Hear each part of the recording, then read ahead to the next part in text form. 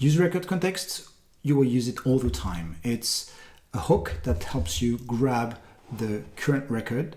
For instance, in each row, there is a record context for here the customer. When I go to the show view inside this page content, there is record context for the customer. And so I can call use record context to grab that record, and then I can use the data from the record. And I want to use it, for instance, to replace this default show view here for the customer. So I have written my own customer view, which uses use record context. And in the customer show, I will replace the simple show layout with the customer view. And it will, oh, sorry, I have to change the margin a bit. It will render this custom component, the customer view, and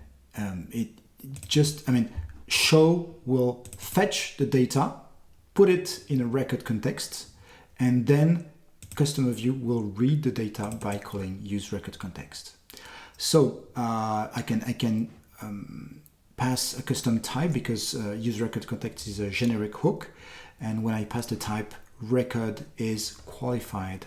So now TypeScript knows it's a customer, and it can do autocomplete to tell me here it's the avatar, and it knows the type of each element.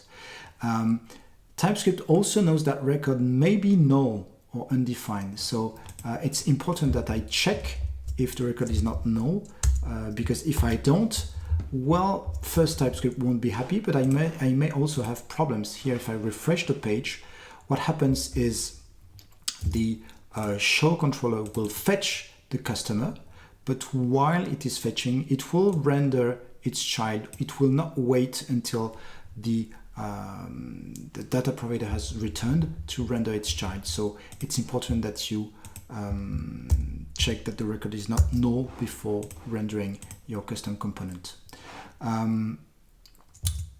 So as I said, use record context is available anywhere. For instance, here in the list. It's also available, for instance, here in the detail of an order. I have a reference field to display the customer who placed the order, and I can use my customer view in this order show view. So here I have this reference field that uses the default text field, and I can replace it with my customer view. And now this order show view uses my my customer view. Reference field fetches the related customer for the current order, creates a record context with it, so customer view can read it.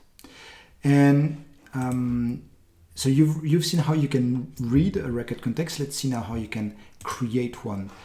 In this poster edit view, I have created a sidebar that displays the list of reviews for each poster, and for each review I display the rating and the author name. And I would like to replace the author name by this customer view that I created.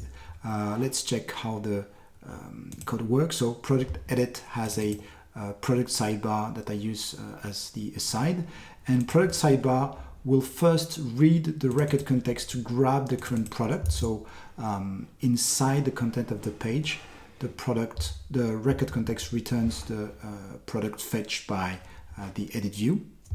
Then using this product, it will fetch the data provider again to get the related reviews by calling use get many reference. And it will iterate over these reviews, and for each one it will render a star rating field and an author field. And this author field that it passes the customer ID will fetch itself the data provider for the customer by using useGetOne. So I have a customer here. How can I display my customer view here? So I could say, if I try to display it like that, it doesn't work because customer view will try to read the record context, but the current record context is the one created by the product edit view. So the current record is a product, not a review, not an author, not a customer. What I have to do is to create a record context. And I will do that with the record context provider, and the value will be the data. And now the customer view should display properly. That's right. So you now know how to create a record provider everywhere you do manual fetching of records using, for instance, data provider hooks like useGetOne or useGetMany. Before we leave, this product sidebar uses RectAdmin hooks to fetch related data. But there is a more idiomatic way to do that. I have created this second sidebar. Well, first let's change the product sidebar with my alternative so that you see that it doesn't change anything. I have recreated the product sidebar, but this time it's not using any data provider hook. Instead, I fetch the related reviews for the current product by calling reference many field, and I iterate over the results using single field list. Single field list will create a data record context for each review, and then I can call reference field to fetch the customer related to each review, and reference field itself will create a record context and put the customer that it fetched. So I can put the customer view inside the reference field. And as you see, this is just JSX, and I don't need imperative data fetching as I did in this first version, and it's much shorter and much easier to read. So that's it for today. Use record context. You will use it all the time, and don't forget to check that it's defined before using it. And until next time, happy coding.